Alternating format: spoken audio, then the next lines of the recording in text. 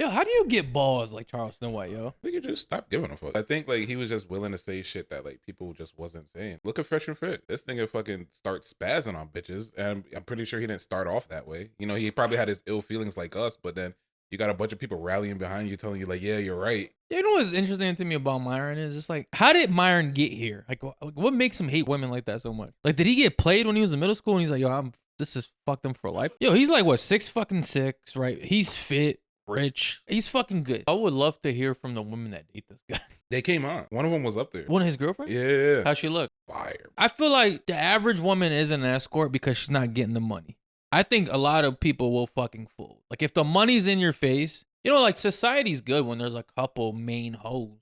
But now it's just like, it's too many hoes. Yeah, but then, like, when you become a hoe, you're so close to an escort. Yo, you're just, like, one bad week away. Semantics at this point. We could call you an escort, but, like, technically, are you? I'd be cool with fucking an escort. I just have to be her first customer. Like, that's my shit. Like, I gotta be first day. As soon as you do somebody else, that's it. Like, you're done to me. Like, I need, like, a fresh employee. Yo, the thought of just, like, I mean, bro, I see a lot of, like, these passport bros, and I think we have personal friends that go on these vacations, excursions to these countries to sleep with these women for like $30 and a pack of gushers and shit. Right. You know what I mean? The women look good, so I get the appeal, bro. But I can't mentally just get past the, like, this is her career. You know how many dicks she's fucking taken? She took one before you got there. She's taking one after you leave. I'd have to have a biohazard suit. Like, it's just like no skin to skin contact. I think in a perfect world, right, if you're going to be an escort or OnlyFans girl, you should have no kids and you should be a foster kid. There's like no bloodline. Yo, because that's the biggest shit, right? Like with OnlyFans or being a hoe or escort is like, it affects your family. When your kids contemplating unaliving themselves because of what you're doing for money, that's a big fucking problem.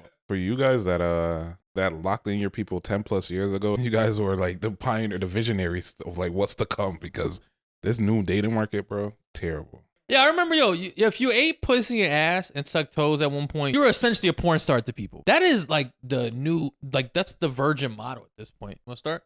Yeah, we can start. All right, 3, 2, 1.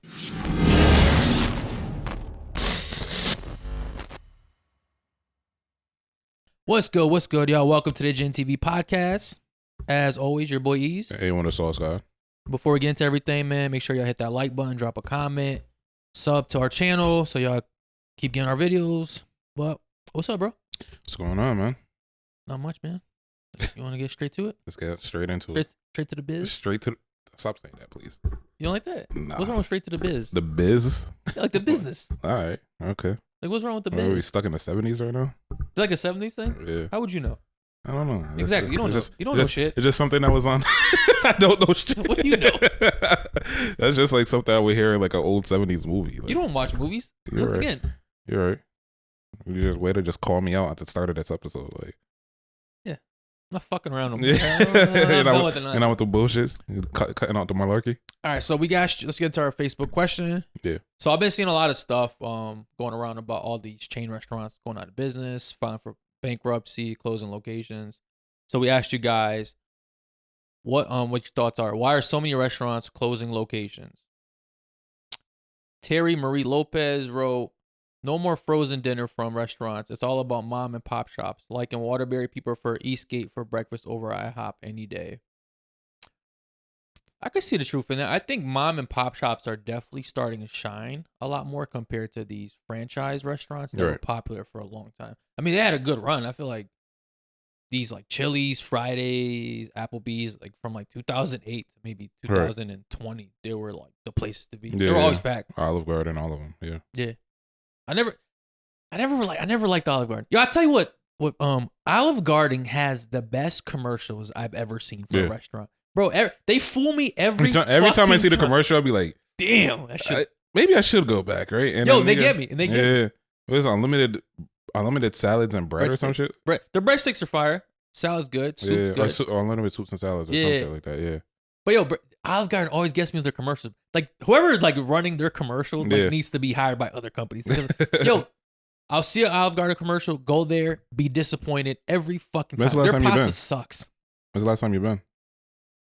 Been like 2 years. Really? It's probably been like over 15 years. 15 years? Yeah, I can't remember the last time. See, I that's a went to good thing. You don't Olive watch enough TV. I watch TV, so I see their Olive Garden commercials all the time, and they always get Really? me. Yo, I'm always like, yo, maybe they really changed. Maybe they stepped it up. Yeah. Maybe Bro, they turned the corner. You know what it was for me? The last time I've been to Olive Garden, there was a rumor about some guy like jerking off into the salad or something like that, Yeah. if in Waterbury. And ever since then, like, I think that was the last time I've ever been to an Olive Garden. And you know how long ago that rumor was? That was like 15 years ago. Bro, that's when we were kids. Yeah, like, that's the power of rumors, yeah. man. Yo, like one rumor really ruined the whole franchise For me, like, just never. Yo, there was back. never any proof. Right. There was never Nothing. any articles or anything I that I just was saw. like, It was just nah, like I'm someone. good. Yo, someone told me, and I was like, Right. Right. Even when I look at salad dressing, I'm like, yo, this shit look a little too creamy. Like like I can't eat this. Gain no ranch. give me the fucking Italian. Okay. George Lure wrote, if they rely on us to subsidize their employees to pay, then they shouldn't be open anyways. Yeah, I think that's a good point, man. I think restaurants have gotten to the point, especially the employees at restaurants, gotten to the point where their entitlement is out of control when it comes to tipping, and it just really makes your experience bad. It's like a game of chicken, because I remember a lot of people on social media that worked at restaurants were saying a couple years ago, like, if you can't afford the tip, don't come out. Yeah. And people were like, all right, bet. No, I just won't. Yeah, I don't need to. Like, Right. you're not really saving me any money. The food's okay half the time. And the tipping's out of control. Yo, I hate tipping. Yo, you and me both. I'm not gonna lie to you. Like, even I went out the other day and the food was like pretty expensive, right? It was like a nicer restaurant. And I'm thinking to myself, like, damn, like this is it's not even like, it's already an expensive bill, and then I gotta add a tip on top of it. Like, I remember it was like 10% at one point. Now it's 20%. Bro, and the things isn't, because 15% was a good tip back in the day. Yeah. Now it starts at, it's 15, 18, 20. No, now 20 is becoming a minimum. Well, 20 is the new minimum? Yeah, 20 is the new minimum. That's why I gotta hit that customize button. Like, because they try to make it easy for you too, where you can just press it on the thing now. Now, I'm gonna hit that customize button. Right, you know what I fucking hate about tipping nowadays, bro? I swear this is what really gets me. Remember back in the day, it's a crazy thing to say, right? You get your bill, you leave your card or money, they go and take it to the back, and then they come out and then they leave you the receipt where you could decide to tip. Yeah. Now they do this shit if you pay by card, where they just pull out that little machine, and you gotta sit there. Yo, they feel so much peer pressure. Like, she's like, "What button are you gonna press?"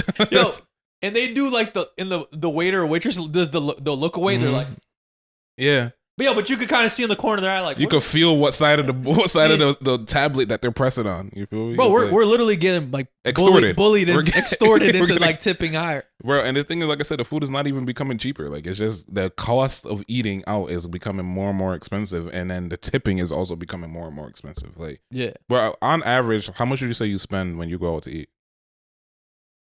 Solo, and then couple. Yeah. Yo, that's why I sneak away, bro. Like, right. I do a lot of sneak meals. Sneak meals. Yeah, like I won't tell my family I'm going out to eat. Like, I just say I'm going out. Okay. And then I'll go to a restaurant and eat by myself, just because it's so much cheaper and it saves me so much money. But yo, if I go out with my girl, my kids, we're looking at like a 120 bill minimum. Okay. That's without that's maybe a drink. Okay. You know what I'm saying? Possibly. Like, yeah. And that's even better than I anticipated.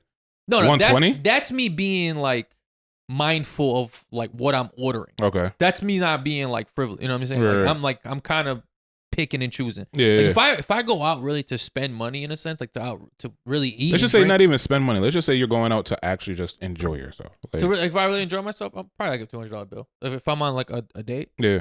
Yo, because the thing is now, the problem is even appetizers aren't cheap. They're like $20 an appetizer. Well, yo, appetizers are the same price as entrees now. Yeah. Remember, like, appetizers used to be cheap. Yeah, they used to be the cheapest version. Yeah. And then like the intro to the meal. Now they're like maybe $5 difference between the two. Maybe. Yeah. Maybe a $5 difference. Like, I remember I just went out to and I got some calamari, right? Okay. $20. Big money? $20 for the calamari, right? That's crazy. $20 for that. And it's an appetizer. And then like the entrees are starting at like what? Like 30, like 20, 25, $30, you know, anywhere in between there, like starting at 25, 30 or 25 to 30. And it's like, come on, bro. Like, already just my meal alone is already $50. Yeah. Yo, if you add alcohol on top of it, you're fucked. Even I just got some wings the other day. 7 wings for $14, bro. $14 for 7 wings. Insanity. Was it in Naugatuck? Nah, it was in Watertown. Bro, that place in Naugatuck, the Hub, they got really good wings and really good pizza. Yeah. So I'll give them that. The food's really good. Yeah. Yo, I think I got like an order of 6 wings. It was like $17. I was sick to my stomach. Bro, I remember I took. So my mom just moved, right? And I took my brother-in-law and the neighbor that helped us move, and me. We all got drinks. Like we all got 1 round of drinks. I bought 1 pizza and I bought some wings. Yeah, there. That shit was like $150 for pizza. Yeah, think about it, for pizza and wings. That's crazy. Yo, and I looked at the bill like there must be a mistake here. Like, yo, and don't get me wrong, like this isn't a shithole, but this isn't an upscale pizza restaurant. Yeah. This is an average pizza new age restaurant. You know, it's like a little hipster vibe, like a hipster bar. Yeah, but $100 on a. Don't get me wrong, the food is good. No, the food is good. Y'all got it. Y'all wings. Y'all might have the best wings in like the surrounding areas. I'm not even gonna lie to you. Pizza, they got that honey pizza. That shit is fire. God. Amazing. So that's what I said. The food is good, right? But is it like? I just was disappointed in the price of it. You know, like. Yo, cause it's like one thing. If the price was a little lower, I'd go there a lot more, and they'd probably make a lot more money off me. But even though the food's good, I'm still conscious of the price, so it makes me not go there as often. It's almost like a treat. Yeah, you have to go there and you forget what the prices are. Yeah, then you get quickly reminded. Exactly.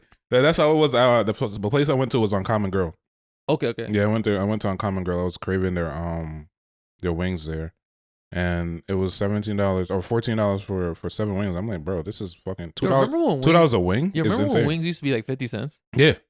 Yo, you know a place I really fucking miss, man? Stadium, man. The stadium had the best wings in the surrounding area for a reasonable price. Yo, you can get some like probably 10 wings and a beer or 2 under $20. And the wings were amazing. Wings were amazing. They weren't even like, it wasn't even comparable. You know, one place I do have to try is Baru's. Yo, that's on my bucket list. Yeah. Yo, all right, man. We've been slacking on this. Yo, our next one should be wings. Okay. Our food review thing. I know we did a pizza one on a month too, but we got to do a wing one. Okay. All right, let's put that on the calendar. All right, let me read last one here. Aunt Morris wrote, "The quality of food has been declining while the prices of these restaurants keep going up." I literally just said that. Yeah, pretty much what we're saying, man. Yo, dude, you're definitely 100%. You know what I think it is? And here's my own perception of it. I think honestly, like, it's become uncool to go to like these chain restaurants now. Like, it used to be kind of cool. Yeah. It used to be kind of like a light flex. It used to, honestly, because like first things first, like it was, you were kind of just stuck on like home cooked meals because that's all people could really afford at the time. Like going out was like a treat. A treat, right? Yo, you wouldn't go out during the weekday. No. I remember if me and my family ever went out to a restaurant like Chili's or Fridays, which was a big deal for us. It was either an event or the weekend. Yeah. It was like someone graduated, maybe after church. It was like a big thing. Yeah. You know? Now it's just becoming so regular, right? So I think that people right now, it's like, okay, now we're going out consistently and we're going to like these places. So now these places have become the new minimum. You feel me? Like the new, like they set the new, like the standards as being low. So now what we're doing, we're going to Roof Chris now, and we're going to like the Flemings and all of these other like expensive places that is like, that's becoming like the new standard. And I blame hip hop for that. Now you can't even go to Cheesecake Factory, and I love the Cheesecake Factory. So, I remember Cheesecake Factory was like top tier at one point. Yeah, I mean, it kind of still is. Let's not shit on the. I know women got online one day and they're like, you know what? We're boycotting the Cheesecake Factory. Cheesecake Factory is not date appropriate, but to be honest, I mean their menu's not the best. Okay, they have a hit or miss menu, but. Hit or miss. I think they have everything. They got some key stuff. Okay. They got some key stuff. Okay. But you know what the problem with the menu is? The Cheesecake Factory is too broad. Yeah, there's too many items. That's my problem with Maggie McFly's. I don't like when restaurants have too many options because they can't focus their strengths. Right. Because they're spread thin. Right. So, but the Cheesecake Factory is still a go-to. Like that's a good first date. Hold on, there'll be no blasphemy for Maggie McFly's. I love Maggie McFly's. But I got the same problem with Maggie McFly's, man.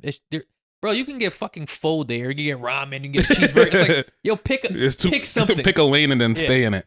Honestly, I can see that. Like, I will say that for my issue with Maggie McFly specifically, and maybe this is what people have gripes with the Cheesecake Factory is, I think that their food is what they excel in, they excel in.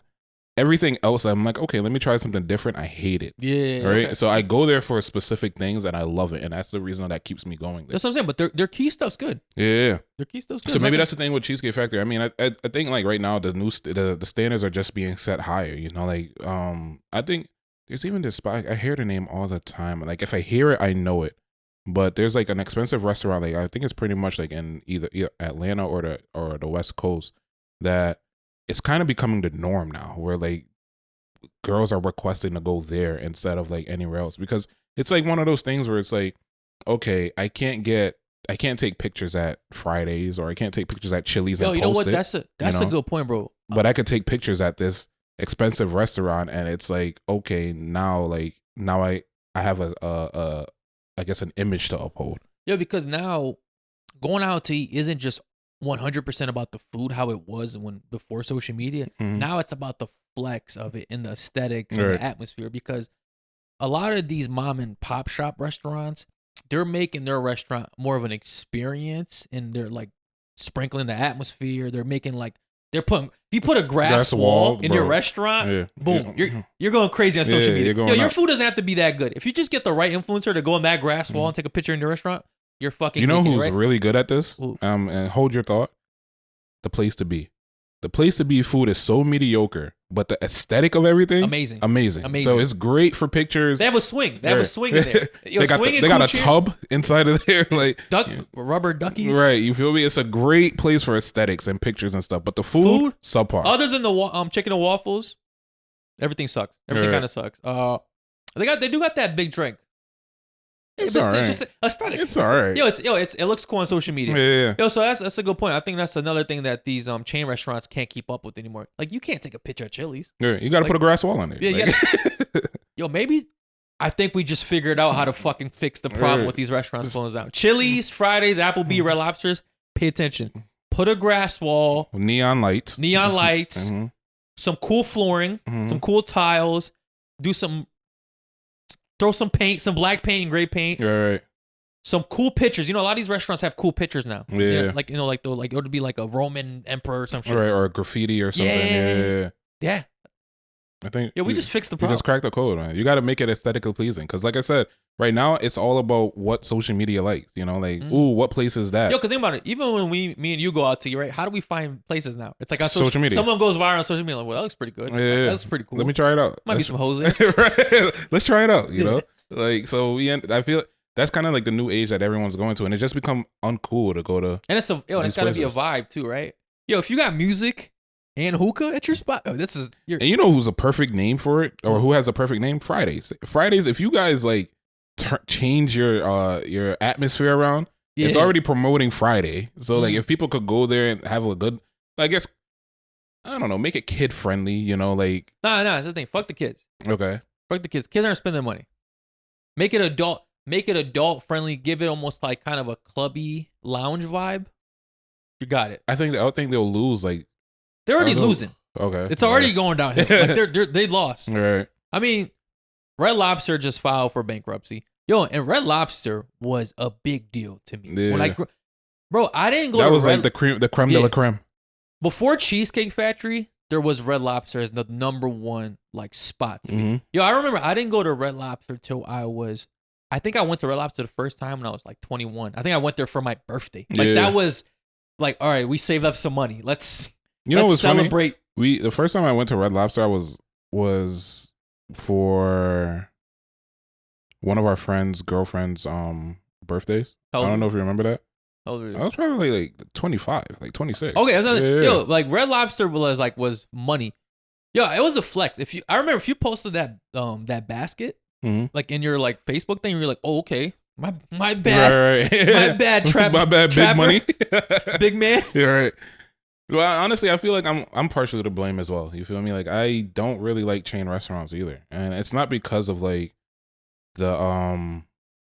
it's not because like the stigma behind it. It's just I just don't think their food is like the best. You know, I think like they try to cater to the masses. You know, so there's not enough seasoning, or there's not that many interesting different options available. You know, it's like it's just kind of just basic food. I mean, the quality of food has definitely fallen. Yeah. Especially, I mean, it was like 2020 was like such a pivotal moment in like the world where everything just seemed to get worse. Right. Like people got worse, restaurants got worse, like everything's just like going downhill. Mm-hmm. All right, let me ask you this though. Rank these three for me. Yeah. Chili's, Fridays, and Applebee's. Who's number one? Fridays. You got Fridays over Chili? Yeah, Chili's is bottom. All right, at the last for me. Applebee's I've never really eaten at. So, but I'm pretty sure it can't get worse than Chili's. You think Chili's is bad? Yo, I hate Chili's. Why? Yo, we can't agree on shit. I hate Chili's. I fucking love Chili's. Really? I fucking can't stand Chili's. They don't have nothing for me. What do you need? Like their food is like, you know what it is, bro? What? You know what? I don't. No, I gotta interrupt you. Okay. As soon as you just attacked Chili's, my nature was to just like fat shame. You're foreshadowing right now. Like I apologize. Yo, you fat motherfucker! Don't what the fuck do you mean Chili's doesn't have food for you? Anything. You eat anything. My bad. Yo, I felt so personally attacked when you just said Chili's has nothing for you. You had to personally attack me. Like I'm talking about a restaurant. This guy was like, "That's my yo." I'm part of the don't have food. I'm part of the problem. Nigga, everything has food for you. The corner store got food for you. I mean, all right. Let's get it. What the fuck? All right, so you got Fridays, Applebee's, and Chili's. Yeah. What's your problem with Chili's? Like, bro, honestly, you know what it is? It's kind of like when we went to Texas. I just get sick of Mexican food. Like, I just don't like Chili's doesn't have Mexican food. It's primarily like Mexican style food. It's fajitas and fucking. Okay, that's one thing. Bro, it's all Mexican style food. Like, I just get tired of it. When was the last time you went to Chili's? Last year sometime. I don't know. I think you got the wrong impression of Chili's, man. They got good burgers. The ribs are good. I'm not a big burger person. Okay, you like ribs? I do like ribs. Yeah. The baby back ribs. I think Fridays are better. Okay. Fridays baby back ribs. They're Jack Daniel's ribs.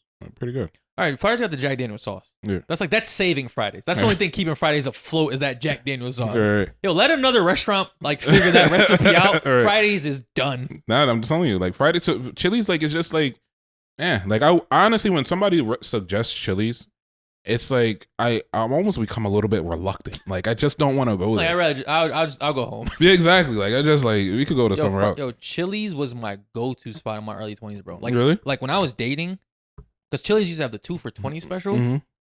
Dude, that was like you couldn't beat it. Yeah, you get an appetizer, 2 entrees, and a dessert. You know what's crazy? I tried to remember one time we were going to Chili's and I tried to figure. I was like, okay, the 2 for $20 isn't a bad deal, and I struggled to find like what I wanted. Like I just couldn't find something that really interests me. Fridays just has better options to me. Like they have the spinach artichoke dip. They always got like they're always rotating like some specialties, like where it's like food from around the world or whatever. And they have the bucket of bones. They just have better food to me. I don't know. You know, my experience at Fridays have always been like really subpar. Really? I feel like Fridays has the worst customer service out of all the chain restaurants. Like Friday only hires like criminals. Yeah. That's it. Remember that time we went there? Exactly. And niggas was beefing about what hood they from in New York. Exactly. Like, sorry, my list is Chili's is my number one. Okay. Applebee's.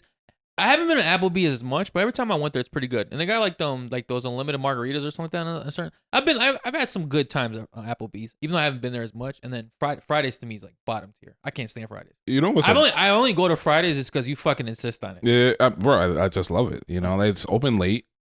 I don't know what time Chili's closed, but I feel like it's just never open whenever I'm hungry. I don't even think about it, to be honest. It's not even an option. But you know what's a good outlier? Ooh. Outback. Outback's okay. They're closing down some locations. Nah, fuck that. Outback. Fuck Outback. If we're gonna talk steak, you can't Texas leave Roadhouse. Texas Roadhouse says that might be my favorite chain restaurant, bro. Yeah, I would say Texas Roadhouse can compete with almost any actual steakhouse. We could agree. Oh yeah, we could agree on that. Texas Roadhouse. The one in Waterbury, it's always I think it's keeping the Waterbury economy alive. Right? Yo, you go to Texas Roadhouse on a Friday night, packed. Bro, no matter what day of the week, there's people in there. Like it's quality food. You could pick your own steak. Mm-hmm. They got free peanuts. You could but they do have free peanuts. Yeah, I mean, if you got a nut allergy, that's not the place for you. Don't go. You're Bro, dead. They were throwing fucking peanuts on the floor at one point, but then I guess that trend just ended up stopping. I think Buffalo Wild Wings just closed all their locations in Canada. I think they closed like 6 locations in America. What's your thoughts on Buffalo Wild Wings? Terrible. They're horrible. Really? They have like the worst wings. I don't even know why they sell wings. I don't know why that's like their primary thing. Their wings are always dry as shit. I don't know who. Maybe it's just the ones I've been to. When I've been to a couple, terrible. My little brother loves it. Okay. He loves wings. But if you're talking wings, you gotta go to J. Timothy's. Like J. Timothy's. That's not even a part of the discussion. Okay, you're right. Like, that's not. That's a mom and pop. That's apples to oranges at this point. Yeah, You feel me? Yeah, the Buffalo Wild Wings. I don't know how they're still in business. Yeah. Their wings are terrible. All right. So now, question for you. Okay. And I know your standpoint on one of them already, right? Okay. But if you had to choose Moe's or Chipotle, okay. See, this would have been an easy decision for me 3-4 years ago, right? When Chipotle had their act together. Okay. Chipotle's just really just gone downhill so much in the last couple of years. And I think that's the problem with a lot of these restaurants in general. Like, they just focus so much on profits, and like capitalism just takes over them. And then then actual quality and customer service becomes like their least priority. And that's why they go downhill and go out of business. Right. So I'm going to give you my top, right? Mm-hmm. I don't know if you know about this one. There's one called Salsa Fresca. Amazing. Sounds familiar, yeah. So Salsa Fresca is pretty much the same thing, but they remind me of what Chipotle used to be. They're the grounds. They're like what Chipotle. They still hold the roots. Yeah, the roots of Chipotle. Okay. So it's Salsa Fresca. Yeah. I'll still give it to Chipotle and then Moe's. Yeah, Moe's is just like, it's white people food. Like, it's just like, there's no seasoning, there's no. Yeah, it's just something about Moe's is just like, subpar. Moe's is for the hoes. I don't know, man. Moe's is for the hoes. Like, but honestly, I really think Moe's is just like white people food. Like, it's just like grounded up. Like, it's just like unseasoned. Good. Yeah, it's just not good. Even the cheese don't even look good. Like, I feel like they give free chips. It's like it's still not enough. Yeah. I guess that's a good sign that like you're struggling when you have to include free stuff. Like, yeah. But I do love. Honestly, I don't agree with you with Chipotle, bro. If I had to choose my favorite like chain restaurant, it would probably be Chipotle, even above Fridays. Like, I would probably eat Chipotle. If we're talking chain, my favorite chain. I mean, outside of Texas Roadhouse. Oh no. See, I don't count like Texas Roadhouse is a chain restaurant, but they're still above. They're S tier Texas Roadhouse. Yeah, S tier. Like, there's a bunch like that's right here where there's like like like Texas Roadhouse and the Cheesecake Factory are kind of like, they're chains, but they're a little better than everybody. You know what I mean? Just a little bit. Like, like that's a good date. Right. But Chick-Fil-A. Oh my gosh. You don't like Chick-fil-A? I fucking hate Chick-fil-A. Bro, like, Chick-fil-A is so overhyped. Like, it's not. It really is overhyped. You don't know shit. Bro, it really is like, okay, so every time, my experience with Chick-fil-A, right? Every time I go there, I'm like, okay, I'm going to give them another shot. Bro, they disappoint every fucking time. What do you order for Chick-fil-A to disappoint? Like, how? How is Chick-fil-A disappointing? I get the deluxe. The spicy deluxe? The spicy deluxe. Yeah, I might get one later just because I'm talking about it. I fucking love Chick-fil-A. Bro, no. Yo, Chick-fil-A also has the best mac and cheese for like one of these restaurants. Their fucking mac and cheese slaps. Okay. Do I got your attention? Possibly, right? I would say a very, very close runner-up. Panera Bread. No. Oh. Very, very close runner-up. Popeyes. Popeyes mac and cheese? Yeah. I've never had Popeyes mac and cheese. They got niggas making that. Really? The back, bro. I'm telling you. Yeah. Okay. And they got like a little burnt crust on the top. Like, you get like the little, you could get like. Oh yeah, so you're talking about like real mac and cheese. I'm talking about like that like restaurant type mac and cheese. I like Chick-fil-A's. Panera Bread has a good like, it's like that white mac and cheese. Like, it's like Panera Bread is cool. Like, it's like a literally like it's white. Yeah. I don't know. You talking about like real mac and cheese? Yeah, but Popeyes got like some restaurant. It's a chain restaurant that makes mac and cheese. All right. I feel like it's very comparable. Like, so I would say that Chick-fil-A does have a really good mac and cheese, and I won't take away from them. But Popeyes, I would just go to Popeyes. Honestly, I just don't like Chick-fil-A. Like, it's just I love it. The sandwiches are dry. Even the chicken sandwich compared to Popeyes chicken sandwich is just not as good to me. Like, now Popeyes started doing the I guess you can add cheese and bacon to anything. Bro, they fucking killed Chick-fil-A. Killed them. Chick-fil-A's never going away. Yo, Chick-fil-A hated gay people and they're still here.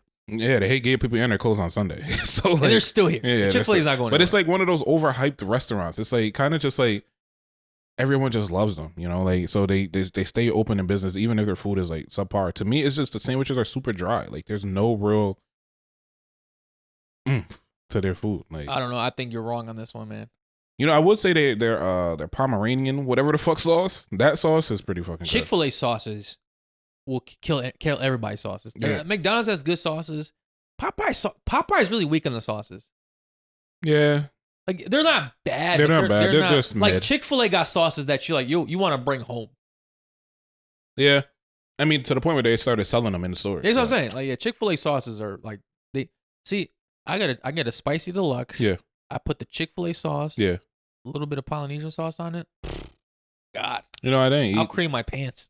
I didn't eat. We could probably grab some Chick-fil-A after this. Okay. Yeah. We'll do an experiment. Go to Southern. All right. Well, speaking of brands that have gotten into some trouble lately, let's talk about our Lululemon here. So I was never really familiar with the brand Lululemon. Yeah. I mean, I'm not a white chick and I don't do yoga, so I see it around. I wasn't the target audience. Right. But I guess the CEO or ex-CEO got into some trouble lately, and it kind of made it into my feed. So the Chet Wilson, the ex-CEO, I think he's still part owner, came out and said he doesn't like that their company is trying to target everyone. He likes the fact, or he likes to think that brands should just focus on their target audience, and he thinks their target audience should be skinny and fit people and not fat people. And social media is not taking well to this. Right. Yeah, I mean, anytime you attack fat people, actually not, because I was gonna say fat. You could attack fat men, no one gives a fuck. But as soon as you attack fat women, right. people get riled up. Fat women and gays, you can't touch. Yeah. So what are your thoughts as a bigger person, as a plus size man? What do you think? Got to point it for my expert opinion. Yeah. To be honest with you, I don't think he's wrong in this sense. To be honest with you, I think that obviously, like when you create a brand or when you have like when you create a product, there's obviously a specific demographic that you're thinking that you're catering to, or that's your target audience. And Lululemon is one of those brands that tends to promote fitness, you know. So it's like obviously by default that isn't fat people. You feel like by default, like you're not in that space, you know. So I think that you can tend to lose your identity as a brand if you try to be too inclusive. Try to cater to everyone. Yeah, it's like, why should I, if this is my target audience, first things first, big clothes cost more to make. So now I have to either dip into my profits or overcharge the customer for this product. So it's like, for me, it's like, okay, if I'm deciding to create a brand and this is my target audience, that's what I'm standing on. You know, I don't think that I feel like people just want to get offended for no reason. Like, okay, bro, you're not fucking working out anyways. Like, you just want to wear these cute fucking clothes because it's in style. Because it's in style, you know, because it's a status marker. Like, I mean, I did think it was kind of funny when I heard how he came up with the name Lululemon. Right? Yeah. I mean, it's fucked up. That is fucked up. That's fucked up. That's fucked up. So for those that don't know, he decided to come up with a name because I guess apparently he owned a skateboarding company before, and it became big in Japan. I think in Japan. Yeah. Right. And you know, they were going crazy purchasing the stuff to the point where he was even charging an insane amount for the product at some point, and he was surprised. He couldn't believe making money. Exactly. He couldn't believe that they were purchasing the product. Because it was more appealing because it was it appeared as like a North American brand. Right. And typically like foreign brands do good in like different countries. Right, absolutely. So for him to so he created a brand and he was like, you know what? I guess it had an L in it, and he noticed that that's something that they couldn't pronounce. Well, I guess there isn't, the letter L doesn't exist in the Japanese alphabet. So he pretty much came up with the name that was. So he was like, you know what? Okay, the next brand I create is gonna have a let me see how many L's I can add into it. So he said he was playing around with the L's and came up with the name Lululemon. And he said it's actually pretty funny trying to hear them pronounce it. Yeah, which is like that's a super villain move. Like that's diabolical. And for something like that, where it's kind of seemed like you're picking on like a whole culture. Yeah.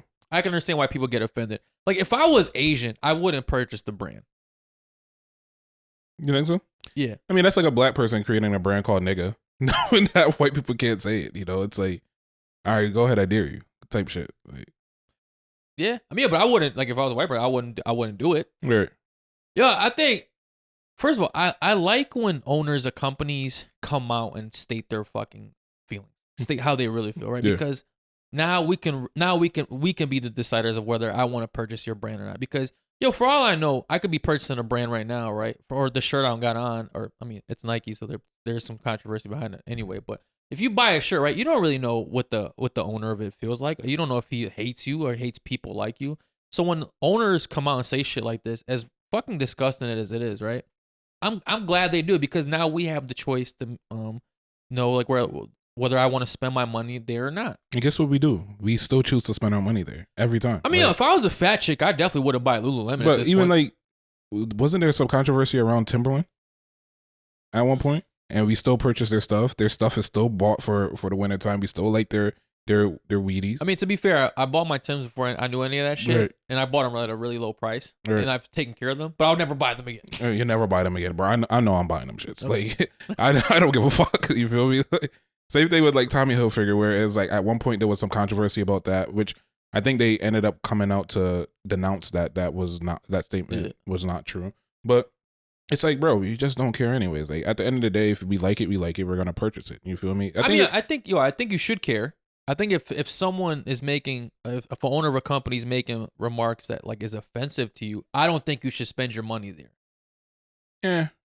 I don't think you should tell other people what to do. I think Right. if something personally offends you, like if the owner of Lululemon, he's saying all this shit, like I don't want fat chicks wearing my shit, then don't wear it. Like if I was a bigger woman, I wouldn't wear it. I'd feel offended and I wouldn't wear it.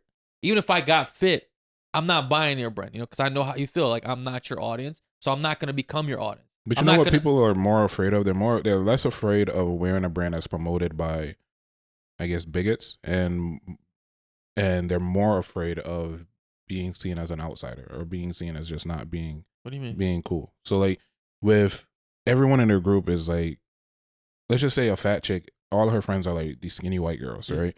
And they're all going to Lululemon and wearing a brand. She's gonna feel more upset at the fact that she can't. She's gonna feel more upset that she feels as an outsider if she has to wear something else in comparison to her feeling upset that the brand owner just doesn't like fat people.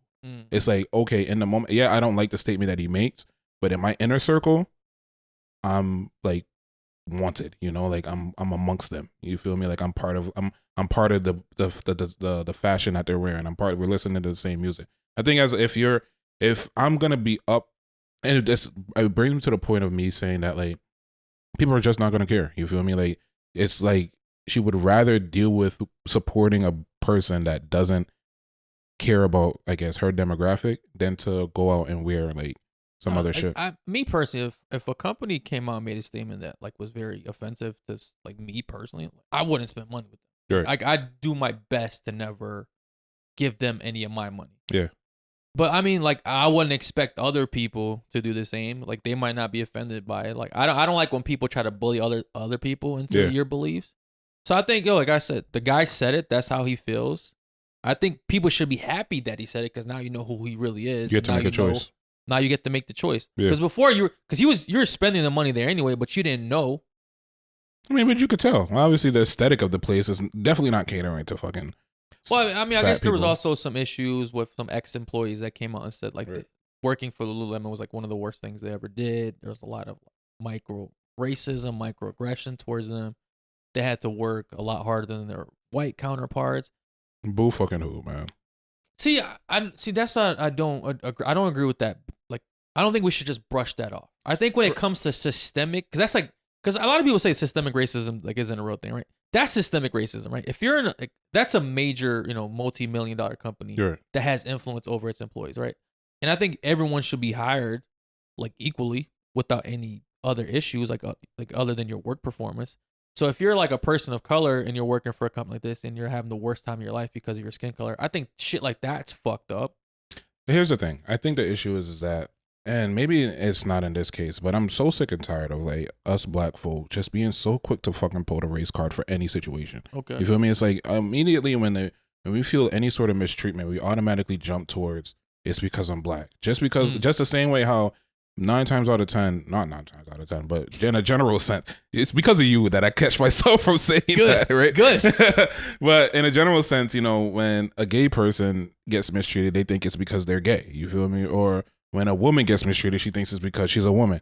It's just like, no, sometimes you just get mistreated because you're just getting mistreated, or you may have a factor in that. So, or sometimes, or you're just an asshole. That too, like, because you could be gay, you could be black, but you could also be an asshole, and that's the reason people don't like you. It's not because of your sexual preference or your skin tone. Exactly. Some people are just terrible people to be around. My point exactly. And they get treated accordingly, but they blame it on these other factors. Exactly. So I feel like, not to say that it's impossible for that to be the case, and I'm not saying that, like, people don't actually, that there isn't actually racism in these big corporations, but it's like, all right, just like, it is what it is. Like, move the fuck on. Like, no.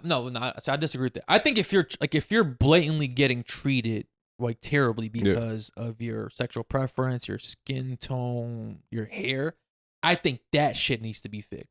You think we should just breeze by that, bro?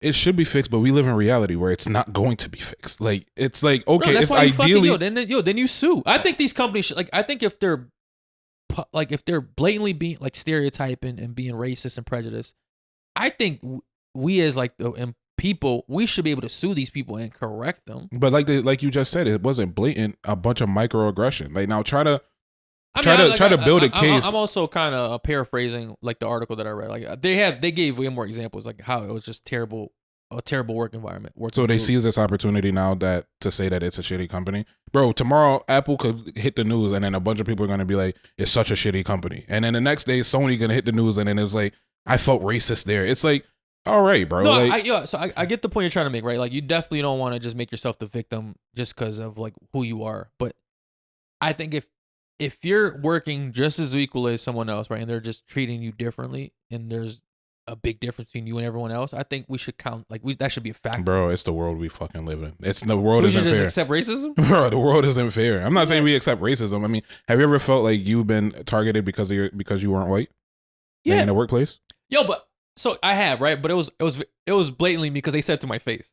What's the story? Like, so obviously I work with a lot of older people, right? A lot of people that go to the hospitals are older. Yeah. And they grew up in a generation where certain things were tolerated.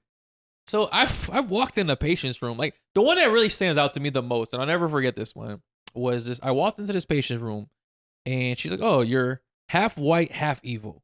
Like, off the bat. Okay. I was like, oh. All right. Yo, I was like, fuck. Yo, and you know me, I'm a person that usually has a comeback for shit. When I tell you my fucking jaw dropped, I was like, okay. like, nice to meet you too. What's like, your name? First step, All boom. right. I was like, what the fuck? So shit like that, like that's one of not that's so much one of the most extreme ones I've ever had. Not so much a patient, but like I'm talking about like more so from like management or like company. Okay. I can't say that I have, because honestly, like, working in healthcare is like one of the most diverse jobs I've ever seen. Right. Like, it's very like everyone's there. Mm-hmm. Like, Black, Asian, Spanish, everybody's there. Like, healthcare is like one of the most diverse things. That's like one of the positives I'll say about it. Like, the way they hire people is really just like, yo, can you fucking do it? Well, I think so. For me personally, like so once again, it's kind of it's a minute situation, right? To where like you see these little things where you're like, huh, that's weird. That's also weird. Like, this, you don't treat this person like this, but you're talking to me like that. Or, you gave this person this thing, but you're not giving it to me, kind of thing. And it's like, as humans, our first instinct is to go to the one difference between us and the other person. And we're literally putting the blame on that one thing, which tends to be skin color or maybe my size. You feel me? Like, it maybe like whatever the case is. But honestly, like, in a general sense, these things aren't big enough to where you can, okay, she allowed this person to go home early and I had to work my full day. How do I sue for that? You feel me? Like, how do you argue these little things? Yo, if it keeps happening, I think there's like moments where you kind of like things happen, like weird situations happen, and then you kind of question it. But I think if something's repetitive and it's just like only you and maybe people that are similar to you, and then I think that's when it starts to get a little more real. Like, if it's like, if you work in a company, say 20 people, right? There's, out of those 20 people, 2 are Black, 1's Puerto Rican or something, right? Right. And for some reason, these 3 people are always getting like the the smallest raise. Right. They're always having to work overtime. They're always in like the shittiest work conditions, right?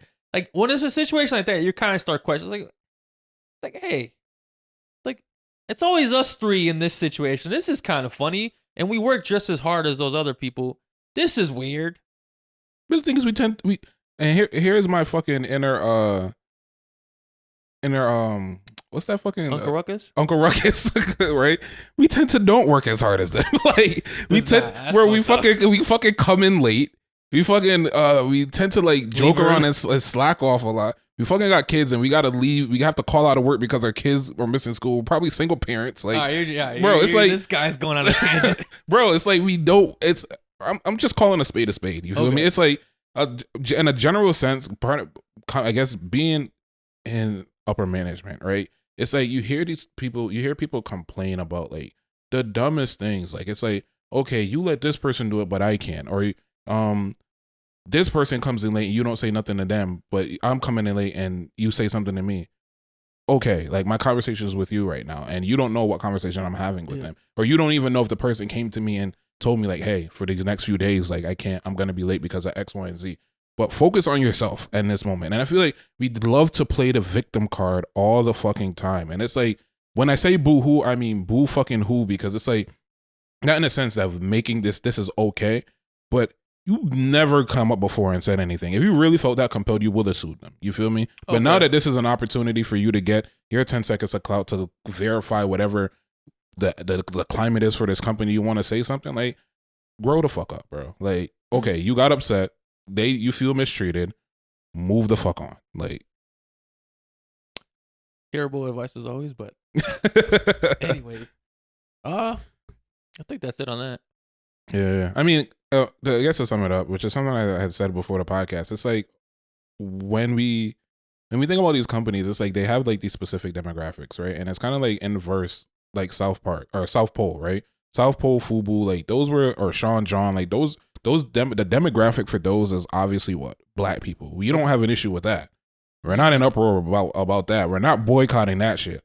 But when the tables are turned and people say that this is our specific demographic, do we have an issue with that? That's a good point. There's definitely a lot of brands that are targeted towards more black people, and no one really cares. No one says that. No one bats an eye. Lululemon comes out and says, "Hey, I don't want fat people wearing my shit." People are in uproar. Like even that's hard to debate. Fat people have a whole store. They have that. What is that shit called? Torah? Well, they got the men's warehouse. Yeah, the men's big and tall, and then the casual men's or whatever the fuck. And they got the what is it, Torah for women? Okay. And no one's in a fucking uproar about that shit. But one brand says that they don't cater to fat people, and they don't like the diversity of the company. It's like, you wanna cry about that? Come on. get the fuck over it. Like, I mean, or lose weight. Lose weight. Nah, lose weight. Can't do that. That's not an option. This guy's out of control. That's not an option. Yo, this is coming from a fat man. Like, this is coming from somebody that is out of shape. Yo, do you identify as a skinny man? No, I identify as a right man. as a man on the right side? A man of integrity. You know what I've noticed about this? Speaking of bigger people. Yeah. Usually in our comments, right? Anytime speaking of fat motherfuckers. Yeah, speaking of fat people. Right. Anytime you open your fucking mouth on our podcast, right? Someone's usually in the comments like, why is this fat fuck speaking? Right. And I mean, I'm not like the skinniest person, but as like a somewhat whatever human being, right? Right. I don't know where I classify myself. So I don't classify as a human being. As a human being. Maybe I'm chubby. I'll say maybe I'm chubby. I'm on the chubbier side. So, but either way, right? Anytime you say something on the podcast, someone in the comments is like, yo, why is this fat fuck speaking? And I always get curious to why, like, yo, why do people on the internet hate fat people so much? Like, what are your thoughts? I don't know. To be honest with you, it's like, I think like people, I think a lot of time it's projection. You know, I think like. But even if they're not big? Yeah, but it's projection of their own insecurities, you know? It's like, okay, this guy is saying something I don't like. Let me pick on the first thing that I see, you know? Whether it be me wearing the same beanie or like, or me being fat, you know? It's that was one of the best. That was one of the best. I quite enjoy that one. Right. But, you know, me being fat. So it's like, if I was extremely dark, like like really dark skin, Mhm. it would have been like this black ass nigga. You feel me? Okay, Or if okay. I was like a short guy, it would have been this short motherfucker. You feel me? It's like Mm. people are just gonna pick on like or try to call out like the most obvious, Like I guess, like it's flaw about you. Okay. You feel me? So to me, it's like once again, I guess living where we live kind of conditioned me into being like having thicker skin about it. You know, which Okay. it. So yeah, when you see these comments of people like talking about how fat you are, like does that bother you? Bro, I don't even think about it. Like Like, even it's bro, there was a comment, like I said, the other day that this guy said, I guess I was talking about like how OnlyFans girls are. You have to be a strong man that date OnlyFans girls. Yeah. You had to be a strong man that date OnlyFans girls, and like the expectation that OnlyFans girls have in relationships and stuff. And some guy commented under there, obviously. And Instagram does like this weird shit where they like hides comments. I don't even know how they do that. So shit. yeah, I think if Instagram flags it, if it's kind of a controversial or mean comment, it does hide the thing. So it's like it'll, unless you press unhide, you won't see it. Right. So I checked it, and obviously this guy is like, who's a slop of a guy talking to, right? I could get upset and I could cry about some guy living like in some place far away from me, upset and calling me a slob. But it's like, for what, bro? So what I do is just clap back. Like, okay, like I'm talking about the girls that you're subscribed to. Like, Yo, you know the people in the comments too, yo, they swear you don't get no hoes, yo. I don't get bitches, bro. Yo, okay, that's the stance you're gonna say? Yeah, I don't get bitches. Nah, see, when people say you don't get no hoes, I get offended. Really? I get offended. Why? Because first of all, I would show no niggas that don't get no hoes. Like, all my boys get bitches, right? So like, I want to put that statement out there. I'm the nigga that don't get bitches. Nah, I'm like, yo, I get triggered when they say like, Really? this guy don't get no bitches. I'm like, the fuck you talking about? I've seen him get bitches. I hate that shit, bro. I can vouch for this nigga. Yo, when I hear like, yo, I can vouch for him. Yo, when people attack my friends, I feel like they're attacking me. So it's like, yo, word. I appreciate that. That's loyalty for real, bro. gets plenty of bitches. Nah, I get no bitches, bro. I don't know. Like fat people can't pull girls. Like, yo, they swear fat people don't have sex, yo. Like, what do you do? You just lay on top of her? Like, nah, you gotta suffocate her? People on the internet swear fat people get no play in real life. Like they swear y'all get like 0 women, Right. or the women get 0 men. And I'm saying, yo, fat people have a They bunch of sex. fucking. Like I said, they be fucking. Like I'm telling you, like just turn the AC on, and it's good, bro. That's a must. That's a mandatory because you start sweating in 2.2 strokes, bro. That body heat go crazy, bro. It starts smelling like bacon grease in this bitch. Like it starts. smell. Nah, but I don't know, bro. They automatically go towards I'm a slob of a guy or I get no hoes, and it's like, well, all right, if you feel like that, then whatever. Like I don't really care. Well, it's good to hear these comments are getting to you, man. Huh? Good to hear these comments aren't getting to you. Like I said, it's like this is shit that like bro, growing up in like a fucking like Caribbean household, like you're getting like abused every day. Like you're called fat every time like a family member sees you. You know, like you're getting called you pretty much told that you need to stop eating or whatever the fuck. So like, and then going to school. Yeah, the ironic part, it's usually a fat person, a slightly less fatter person telling you to lose weight. Right. For real, you feel me? And it's like, bro, they say the most hurtful things to you growing up. So you're just like dismissing that shit, or you could become depressed about it. But and then you go to school, and then obviously, like I said, the first thing people do, school was like the comment section of like today, right? Like people, they're gonna like shit on the first thing that they hear from that they can, and it's like usually it's like me being fat. So it's like, all right, so you tend to learn ways of navigating that. Yeah, I remember my thing was I still got a big head, like that was like a thing. Yeah, imagine being fat with a big head, like that's tough. Yeah. Bro, I used to have to like wear like the size. What was it? I think it was a 7.5. 7.5 fitted. Like that shit was like terrible. Anytime my boy be like, "Yo, let me put your hat on, bro." It was fucking like mad room around that shit. Like, but it's like you end up learning ways of like navigating it. Some people decide to use that shit to like get depressed and to hate themselves, or you can use it to hit back. You know, like I remember like my first 2 years in middle school, I was at a white school. Yo, white schools don't really crack too much, yo. Yeah. It's like they're pretty chill about shit. Okay. I remember white people are typically passive aggressive anyway, so like.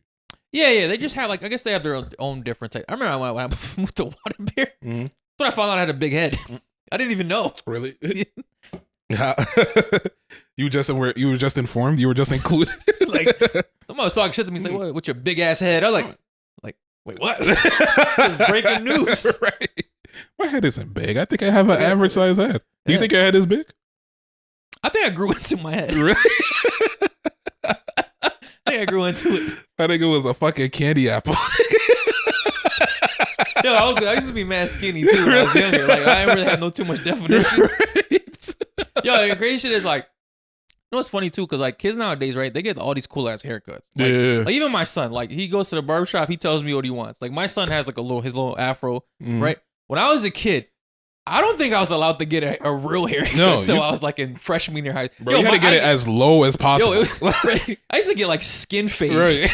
Yeah, because obviously, and my mom, my mom's Brazilian, but she's white, so she didn't want to fucking deal with my hair. Right. So it's like, I used to just straight buzz. So think about like, that makes your head looks even bigger. Bigger, right? Because there's nothing else to cover it up with. Exactly. Like, it's just like straight head. Exactly. That's it. So my shit was out there. They used to get it cut low because they didn't want you going back to the barbershop so often. Yeah. So like you had to get it as low as I possible. got like a haircut like once every 2 months. As soon as they started like growing up again, that's like, all right. Yeah, it's time. There was actually at one point where my dad was just doing that shit in the basement. Really? Yeah, just straight buzzsaw. Must be nice to have a dad. Ooh. Nah, fucking with you. Yeah. Nah, I'm fucking with you. I had to do the same thing though. Nah, I had to do the same thing though. Like I had to get my hair. I actually got pictures of that shit. Like, bro, I damn near look bald in like most of my pictures. Yeah. Like, When I was a kid, yeah. Yeah, that was. But I remember, eighth grade. I think eighth grade, I grew my hair out for the first time. Like my mom, like let me. Really? Yeah, it's like a little fro. Yeah, I think I had the mini fro pretty much. I rocked that from, just about 8th grade. 8th grade on. Like I had a mini fro my entire life. Yeah, it's funny because I let my son kind of do whatever he wants with his hair. He lets me know, like, which like I never had that. He tells you what he wants. Pretty to do? much. I mean, like I just remember me not liking that when I was younger. Yeah. So now I try to not do the same thing to him. So I let him, because he likes his afro. Like he just loves like his hair. Yeah. Even though he fucking hates when we pick it out, he hates when we like take care of the shit. He hates the process of it. But he likes the look. He likes hair. I don't know if he likes the look or how. You know, my favorite style for your son was when he had longer hair. The little, like what he has now? Nah, the long hair. Like when he had like he used to get the box braids and stuff. See, that's the shit too, right? He doesn't like when we fucking pick his hair out and like curl it. He doesn't like braids. Like this guy just wants to look like a mess.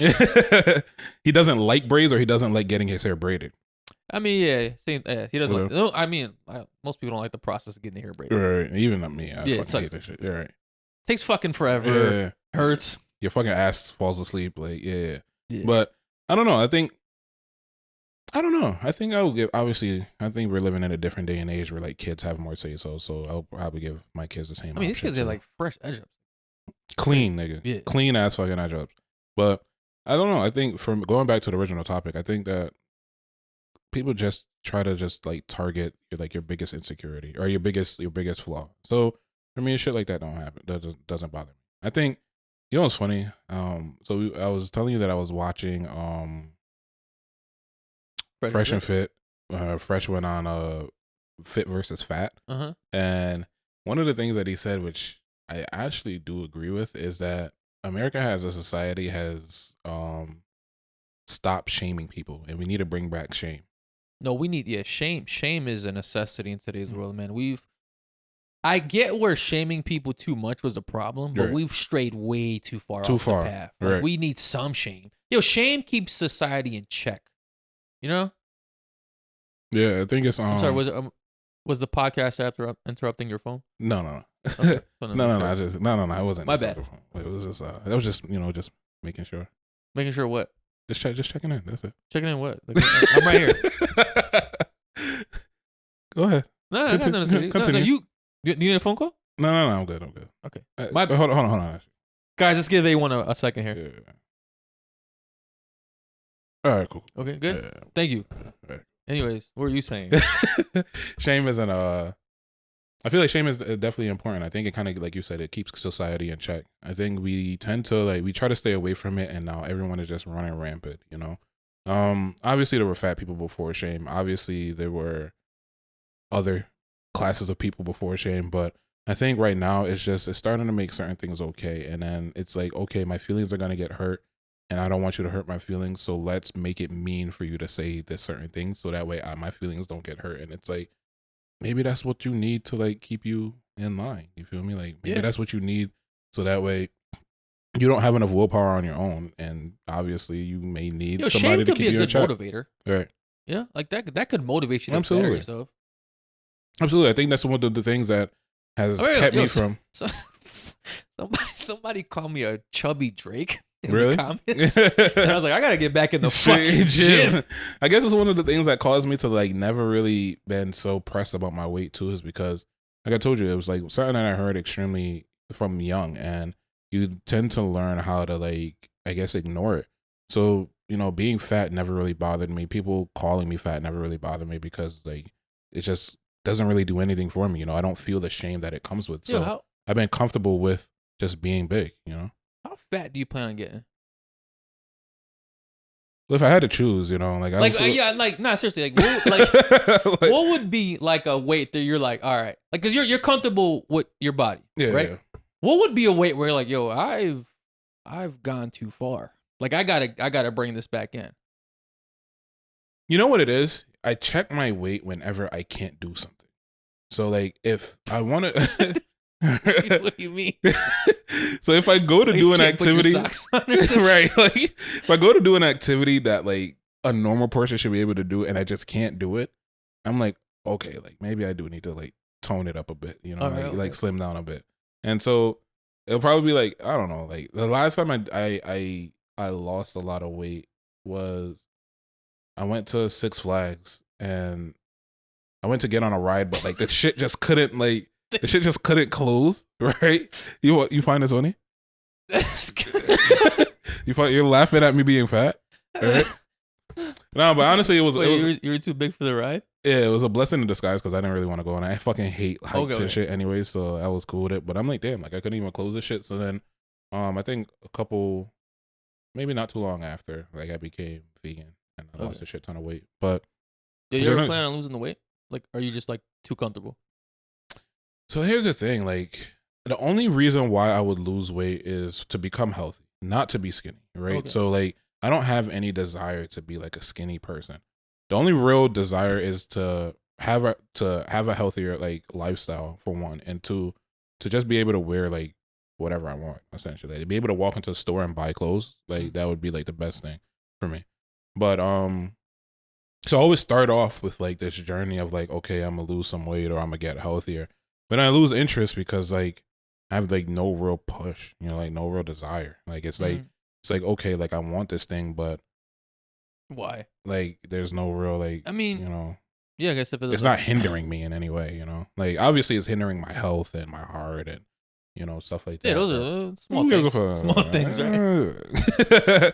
But you know what I always do find funny though, right. or kind of ironic is, people will like talk shit about fat people, but drink every day, smoke every day, eat fast food every day, and it's like, dude, you're like just as bad. Like you're closer to death than the bigger person. Oh no, I'm the worst because I'm a fat person that drinks, smoke every day and eat fast food every day. You're done. Know? You're cooked. Yeah, it's cooked for me. You feel me? I'm the worst of the worst. Like, no, but I do hate that though. Like when like people get on this fucking like pedestal of like righteousness and like trying to tell people how to live life. It's like, yo, first of all, you smoke crack. Right. Like, what the fuck you talking about? Yeah, like you pop pills. Exactly my point. Like who are you to tell anybody how to live their life? But you know, one of the things is that like, Rich Myra said on that show also, he was like, you know, I guess being fat is an outward appearance, or I guess it's a outward display of like your inner, I guess, faults, I guess, in a sense. So like those stuff are pretty much hidden, you know, like if you're a cigarette smoker or an abuser, as long as you're not smoking cigarettes or you're not drinking consistently, like no one knows, you know, like if you're not a pill popper, like nobody really knows this. But it's not as in your face. Yeah, but when you're fat, it's like boom, like whoa, you're fat as fuck. You feel me? So it's like people tend to have like their own, I guess, preconceived notions about you based off of just you being fat, you know. Okay. But honestly, I think like it personally for me, obviously not in terms of women. Now getting into women, I think for me, there's women that don't like fat niggas, right? And it's like, okay, whatever, right? But I do feel like it kind of just sets me apart a little bit because like you can typically speaking, like most guys fall into like this one bracket. So then when you're big and fat, it's like when you're tall and fat, it's like, okay, like the tension is on you one way or another. You feel me? And then when you have a conversation with a person and you have a good personality, I tend to think that's what kind of like draws women in, is because like it is a sense of like security, like, well, not only is he like, he's tall, but he is fat as well, which people think because you're fat, you're stronger, you're able to protect them more. So I don't know. I don't really think that it hinders me in terms of like. So essentially, you're trying to turn yourself into the bear. Right. Just become the bear itself, right? So that way women choose you. Right. They choose me. I'm the closest option. You feel me? And I do get called out a lot. I get called a teddy bear all the time. Yeah, I see women say that on social media. Yeah. All right. What's next? Oh, Nicki Minaj gets arrested in Amsterdam. Oh yeah. So she flew into Amsterdam with some smuggling some drugs. Yeah, so from what I heard is her security guard like let TSA know or whoever know that they had some pre-rolled joints in the suitcase, which was the security guards and not Nicki Minaj. But I guess when they got there, police were like, well, we got to search your bags, and they arrested her. I mean, I think they let her go a couple hours later. Yeah. But I mean, it was obviously Nicki Minaj's, and it wasn't the security guards, and he just took the hit for it. But yeah, so she ended up, getting hit for that. What's your thoughts? I think with all like the rumors going around that she's like coked out right now, like this doesn't help it. Really? Yeah. Because I think people are like, she's saying, or it's coming out that it's just pre-rolls, but like, people are just gonna go through their own conspiracy theories, and she's already kind of acted really manic in the last year with the Meg Thee Stallion beef, and now she's got this arrest for drugs. It's not a good look. Right. I mean, her fans could give a fuck. Like Nicki Minaj fans, like she could run over a baby and they wouldn't give a fuck. They'd still listen to her and say the Barbs love her. Yeah, they love her. But I don't think it's a good look for her to get arrested right now, especially for like this kind of thing. Like I say, it's like, because it's like you could argue, is she on coke? Like she's definitely acting weird. Really? I don't know. I think that I feel like she's just a weird person overall. Like I think it's just her personality. Like she's definitely different. She's like she's a different person. Like she has a different. Yeah, I think what it is once she left Safari, it was just downhill. Like Safari was like her anchor, and even trying to find herself outside of him, and she just can't. I mean, for a woman of that much power and prestige, she definitely picks like the weirdest men to date. Right. Like she doesn't really date men at her like level. Because obviously Safari is Safari. Right. He's a unique individual. Right. Then Meek Mill afterwards. But I feel like he was solid at one point. They got together. Meek Mill was a solid guy. Right. Like he wasn't a joke how he is now. Like they Meek got Mill together has and then like he just like his image just like deteriorated. Yeah. Yo, Meek Mill was like stamped, like stamped hood dude, like you don't fuck with him, like you respect him at all times type shit. Like Meek Mill didn't have the reputation. Right. Now he's like the new kind of like Meek Mill's kind of become like the new Soldier Boy in a sense, where it's like just kind of like a joke. Yeah, no one takes him serious and shit. Like you got academics punking Meek Mill now. Right. Like, that's crazy. That's embarrassing. That's embarrassing. Pull it together. And then next up, she got this fucking rapist of a boyfriend. Yeah, the sex offender dude. Who she actually married. That's like, and has a kid. It's like, first of all, man, like maybe you should have just fucking settled with Drake when he was trying to like hit you up. No, but they don't want Drake. He's not hood enough, and she don't want Lil Wayne. So it's like you want these guys. The next three worst. Right, the next option. It's like I don't know. For me, it's like one thing I do wish is that these celebrities fucking like stop thinking that they're above fucking laws and just stop fucking traveling with drugs. Like that and guns. Stop traveling with drugs and guns. All right, it's like. You can't. Could you stop smoking for like 1 second? These people are for 1 second. Like this chick fucking flew into that country with that weed pen and then was in an uproar about that. And now Nicki Minaj is fucking flying over there and with these joints, and it's like, yo, you don't unless you know the laws for sure. Like, which is crazy enough too that it's in Amsterdam where weed was legal over there first, which I don't understand. That's a good point. I don't understand why there's so much in an uproar about. Maybe it just can't be in the airport. I think maybe because you're just flying with it, like it's like you're transporting it. Like it's kind of considered drug trafficking at that point. Yeah, true. But which I think that was before even America like legalized weed. Yeah, Amsterdam was always the go-to place for like legal drugs. Exactly. So I'm surprised that there's such a stickler about like her having weed on her, but It could be that little racism thing we talked about earlier. possibly. But I think that, people in other countries, they think that they kind of have the same, I guess, level of respect and get the same treatment as like they would in America, which American police are by far like some of the nicest cops that we have. You feel me? Like, You think American police? bro, for sure. Other countries, they'll fucking like beat your ass. Like, with no. I thought those Amsterdam cops handled that situation pretty well. I mean, Pretty well She as had well. the camera in their face. She wasn't really following what they were saying, and they're like, "Yo, can we just go in here so we can talk about this?" I mean, she was giving them a hard time. That in America? But what I'm saying is that She could have got choked out in America by a female cop. yes and no. So I think that with American If Nicki Minaj did that shit to the NYPD, bro. but the thing is that the difference is that status means something to the NYPD. So they wouldn't do that to a Nicki Minaj. You feel me? Okay. In Amsterdam, these places, they don't give a fuck who you are. Like, They treat everybody. you're pretty much like, you're gonna do what I say, essentially. And that cop wasn't the original cop that was holding her down. That was just the guy that was conveying the message. Yeah. The other nigga was a dickhead. Uh-oh. And he was like, okay, since you want to record me, now I'm gonna search all your bags. Because I guess apparently she was just like, she just had what she had, and like he was gonna just let her like go, essentially. But then since she pulled out her phone, he was like, all right, bet. Like, you want to play games? Like, Let's play. Let's play. So now I'm gonna detain you. Now you're coming down to the precinct with me. You feel me? And it's like a lot of these other cops, like, they don't give a fuck, bro. Like, a lot of these cops literally will like, it's almost like a militia. You feel me? Militia? Like, yeah, militia. Like, they don't a militia, whatever. They don't really give a fuck. You feel me? Like, they will beat your ass and just look at you and tell you to pick yourself up after. Like, Yeah, true. like, Yeah, I mean, she's out. Hopefully, that doesn't turn into a big deal. right. And what's the other hip hop news? A Boogie. A Boogie. Oh, A Boogie. You want to talk music? Yeah, let's talk music. Let's talk music. So let's see.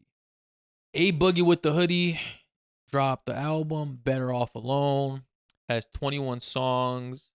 The features on it are Young Thug, Lil Durk, Cash Cobain, Mariah the Scientist, Friday, and I mean, how does Future get on every album? Future does not take breaks, bro. And it sold 26K first week, roughly. Okay. So what do you think about this A Boogie Hoodie or A Boogie with the Hoodie album? I think it was okay. I think he lost his sound though, to me. Yeah, I mean, the album was real mid. Right. Like nothing really stood out.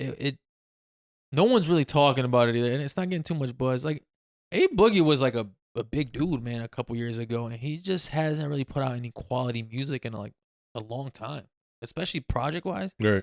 Like this is gonna come and go. Like it's not gonna make any splashes. I don't think no one's really gonna care about it. But I think honestly, just music as a whole is just like, it has been mid. You know, like no one is really doing anything major or innovative. It's almost like they're just putting it out for putting it out sake. And I think I don't even know if it's a fault of him or it's just our own. Like music just isn't hitting, you know, like it's just not hitting the same anymore. So, I mean, it could be oversaturated too. Like, it's like we're just over. There's too many artists. Yeah, like we're just hearing new music all the time.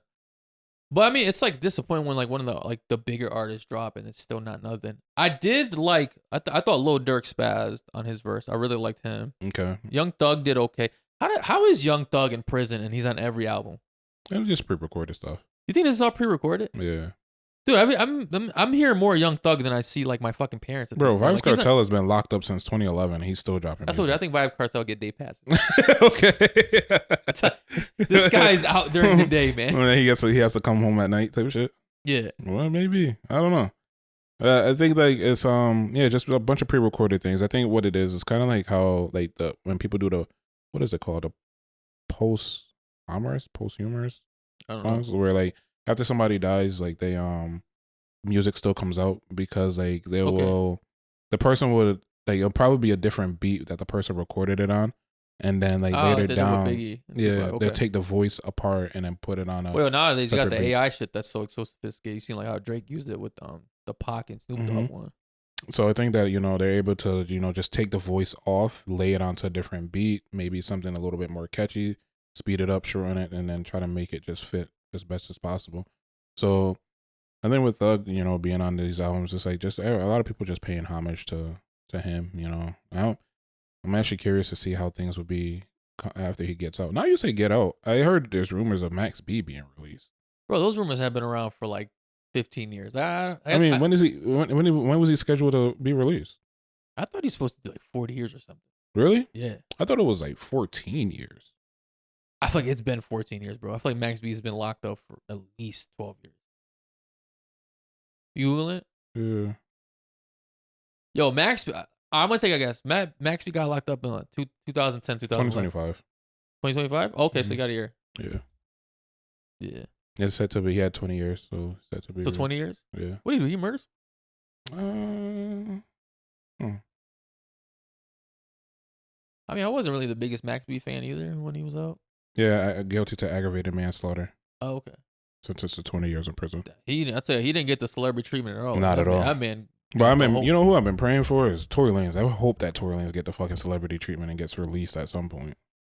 Man, what? I kind of forgot about Tory Lanez, bro. Nah, don't do that to my guy. Yo, man, Tory Lanez made some good music too, yo. I just hope that I hope that he comes out in time to where he's not forgotten, because I think for him to do the full 10 years and then drop, I think his career is cooked at that point. I hope maybe he gets the record in there or something. Like, I hope we hear something from Tory Lanez. Because we really haven't heard anything since. Yeah, like once he went in, that was it. Like nothing. Like what I think he's not like one of these other people that are locked up, but they're active still. Like you see, like Young Thug, he's been locked up for almost 3 years now, but he's still out. You still hear from Young Thug. You still see videos. Like you don't even see videos of Tory Lanez. Nothing. Like he's just been kind of just like out the way essentially. Like, and I just hope he's just not forgotten. I mean, like I said, I feel like I jokingly said this before, where with Tory Lanez being locked up, it's the reason why the music industry is so somewhat shit right now. But I wholeheartedly believe that, obviously not him directly, but I feel like right now, why, especially with A Boogie's album, and the last Gunna's album, all these other albums that have come out, there's just no competition anymore. You know, like there's no reason to kind of outshine with the sound of right now. It's just like, okay, I'm gonna drop my thing, and if it hits, it hits. I'm rich already, and I'm gonna just keep it pushing. Like, yeah, I mean, like I said, this A Boogie hoodie with the album, wasn't terrible.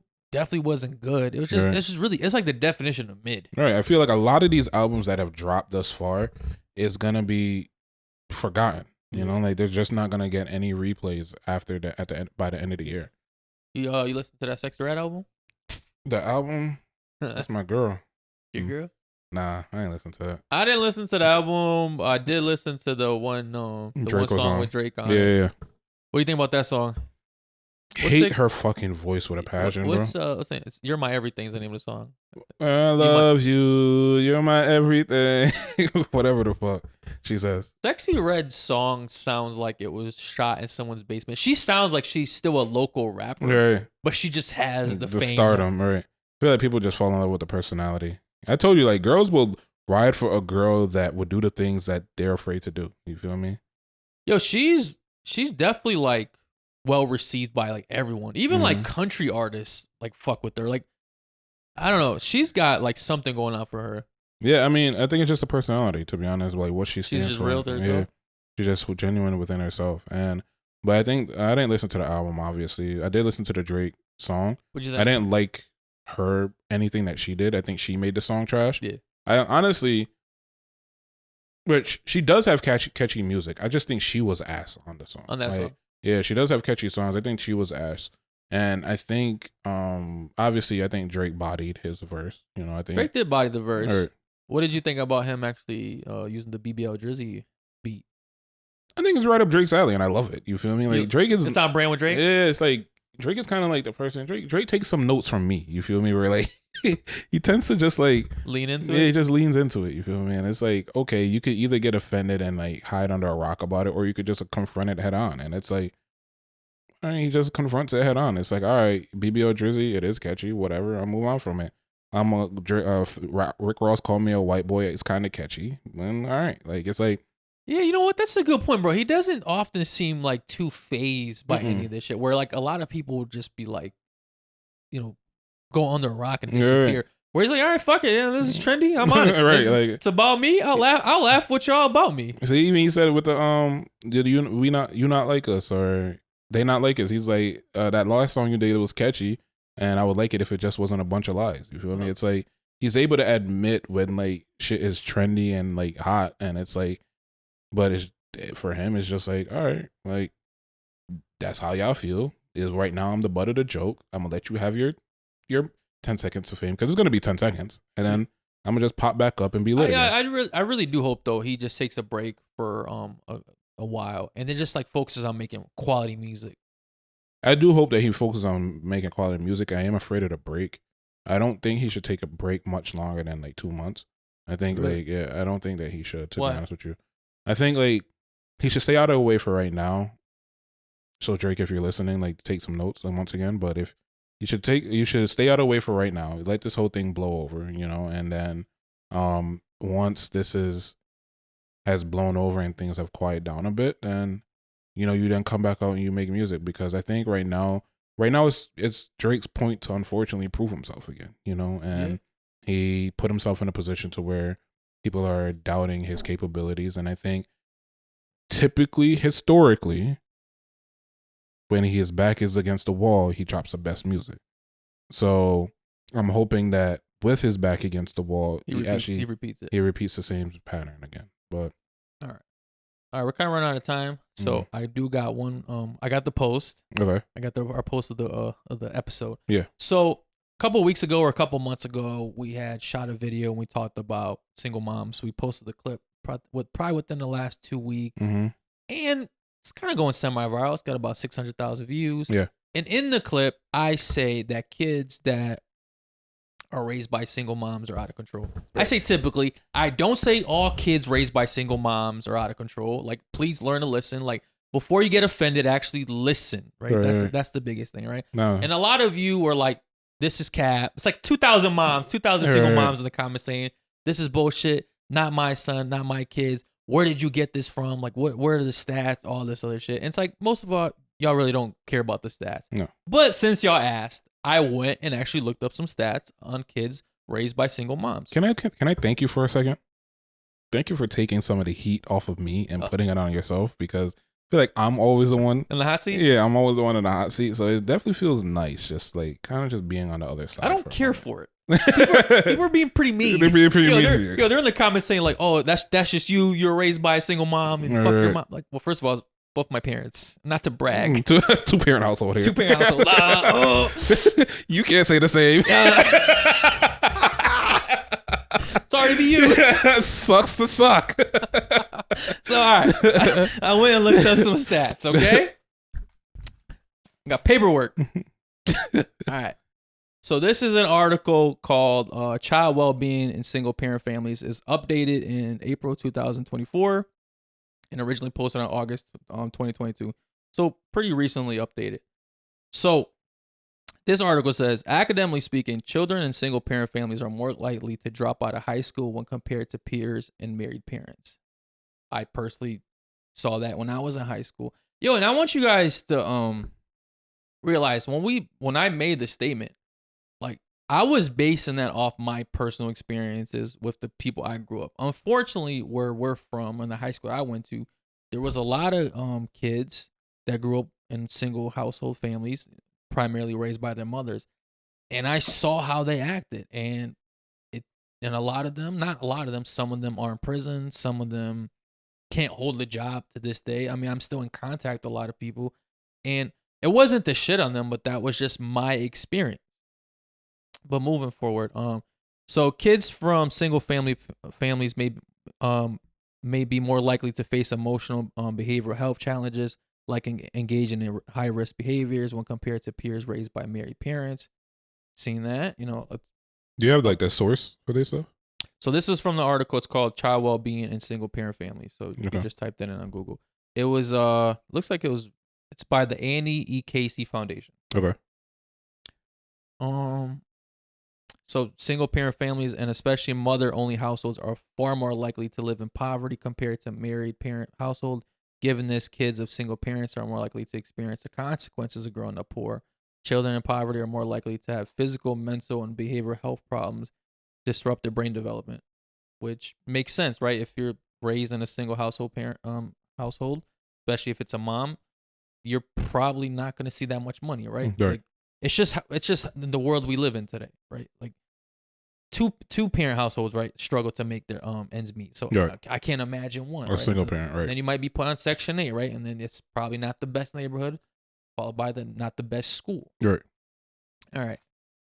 Another article that I looked up. So this one's from fixedfamilycourts.com.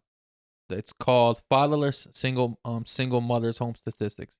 Eye-opening article develops into startling statistics of fathers' absence in single-parent homes and single mother homes. This is written by Sherry Palmer. It was originally written on March 20th, 2017. Last updated July 19th, 2023. Okay. So fairly new. So just some regular, some basic starts up. 37.8% of single mothers are divorced. 41% never married, and only 6.5% are widowed. So a good majority of it are having kids out of wedlock. Yeah. So you're kind of putting yourself in that position. In that position, right? Yeah. So this is a little bit outdated, but in the website it says in 1996, 70% of inmates in state juvie detention centers serving long sentences were raised by single mothers. 70 what? 70% of inmates raised. 70% of the inmates in that prison in 1996. So obviously this is very outdated. I could not find any more recent ones. Were raised by single mothers. 70% is an insane number. Yeah, that's right. That's insanely high. Hopefully it's gone down in the last 27 years. But typically stats like that don't. They typically increase. So with that being said, right, that's kind of repeating what I said, that kids raised by single mothers are out of control. Like I said, I witnessed this, right? This was like part of me growing up. Like, I don't know. I mean, I know you were raised by a single mother, but you also had male influences. And when I say single mothers, I'm talking about single mothers that don't have the dads around at all. Like, it's just strictly on you. I'm not talking about co-parenting, because I don't count that, because when you're co-parenting, the father's influence is still there. I mean, but even as a kid raised by a single parent, it was not, like, I was pretty rambunctious growing up as well. It really took like a active male figure in my life. Like, I had male figures, or a male figure, but wasn't active, Like, it took an active male figure to kind of like cause me to like slow down a bit and like actually focus in. But my mother was thinking about sending me to boot camp. Like, she thought I was going to be arrested, like just how crazy and rambunctious I was growing up, So it's not far off from the stats. Don't surprise me that much. So I'm gonna read. These are my last couple of stats, right? And then we'll kind of go over the comments that really stick out. So research has shown individuals who grew up in single parent homes, especially fatherless households, are more likely to engage in criminal behavior, which we just said. 63% of youth suicides are from fatherless homes. That's a crazy stat. 63%. 90% of all homeless and runaway children are from fatherless homes. 90%. 90? 90. That's crazy. 85% of children who show behavior disorders come from fatherless homes. 80% of rapists with anger problems come from fatherless homes. 80%. 71% of all high school dropouts come from fatherless homes. 75% of all adolescent patients in chemical abuse centers come from fatherless homes. So pretty much people with drug issues. Yeah. 85% of youth sitting in prisons grew up in fatherless homes. So this was kind of like the updated version of the other one. I mean, it seems like it actually went up from the 70% to 85%. And then that's what I was saying before that, like, those stats typically increase. And then the last one, it says, studies indicate that a significant number of school shooters come from fatherless homes. While not the sole cause, father absence has been identified as one of the contributing factors to the complex issue of school shootings. So you guys asked for the stats. There they were. But to get to the point, right? When we said that about single mothers, I wasn't trying to shit on it. It was just a conversation that just came up. Yeah. We understand that being a single mom isn't easy, right? So I'm not really faulting you for. You understand that a lot of part is on the father. Yeah. Not and being a lot there as well. in the comments, a lot of you were like, we're saying, how come you don't blame the fathers? We shit on fathers or absent fathers all the time. Society's constantly shitting on absent fathers, deadbeat dads. Like, it's in every show. It's on fucking movies. The music. It's just like absent fathers and shitty dads get their fair share of attention and getting called out on it. So I don't know how much more you want us to do. I mean, the problem is, a lot of you are single mothers. You guys heard that comment and immediately got triggered and said, "Well, not me." But in those comments, there were a good amount of women that said, "You know what? Yeah, I was telling the truth." And But the thing is that I don't like is that there tends to be a lack of accountability, and we like to like point the finger at the next person at every chance possible, and not really looking at what decisions we've made that has allowed me to be in this position as well. So, yeah, yes, the absent father is absent, but why is he absent? Is it solely on him? Like, does he just not want to be there? Are you keeping him away from his kids? Are you just a terrible person that he just doesn't want to be around? And unfortunately, that trickles into your kids. Like, what is the reason for him being absent? And a lot of times, like, they'll point at the action, but not at what caused the action to happen, And now, am I sitting here saying that it is okay for any reason? Personally, for me, there's no reason why you shouldn't be in your kid's life, Like, and I'm a firm believer in that. I feel like regardless of whatever the situation is between you and the parents need to do what's best. Both the father and the mother need to do what's best in order to make sure that the kids have the best life possible.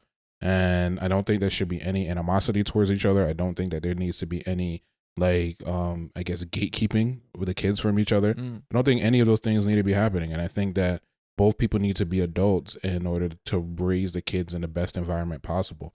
However, it tends to not be the case. A lot of times it's children having children, and children having children doesn't mean children in age, but just children in mindset. Like, you could be a 30 or 40-year-old person that's having kids, but you're childish. You act childish. You respond to things childish. You want to up and leave, and because the mom isn't doing whatever it is, she got a new boyfriend, or you are mad because the father got a new girlfriend, and you don't want the father on the kids. Like, I saw a video the other day where the mom was like, "You can come inside to see your kids, but I don't want the kids coming to your house because you got the girlfriend." And it's like, but he's like, "Well, you could have a guy, but I can't have my girl." And she's like, "Well, we're not talking about me, we're talking about you." And it's like, I mean, I don't know if that video was real, but that shit was crazy. But to play these petty games with a kid, you feel me? Like, think about it. Like, the dad is sitting outside in the driveway with an opportunity to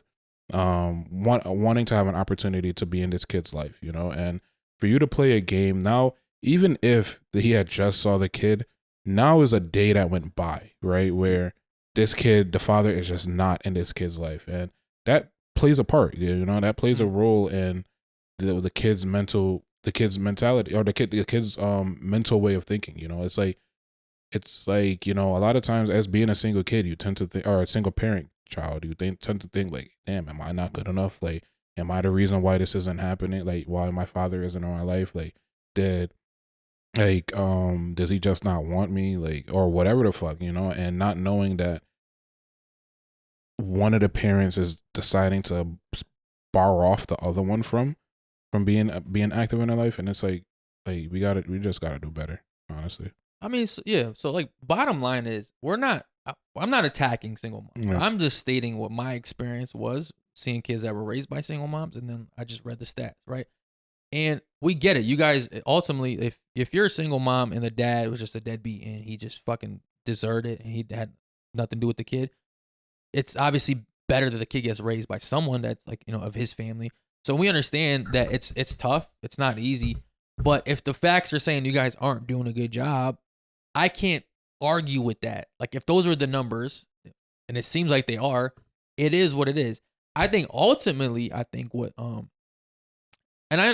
that women need to do is pick better partners. I get it, right? It takes two people to make a kid. But at the end of the day, right, if it's consensual, I always believe that women hold way more responsibility in getting pregnant than a man. Because at the end of the day, you carry it. You can die from it. Like, so stop getting married, or stop having kids by men that you're not married to. I think you should be more responsible with your womb. I get it. Like, some dudes trick you. Some men change up when the kid comes. Right. I get that, right? But a lot of you are just careless, and you let any man just go up there and shoot up the club, and then you're stuck with the problem, which is the kid. And now you're a single mother, and you're having a hard time raising this kid. And that's just, I don't know. I don't know what to say. That's just what I got.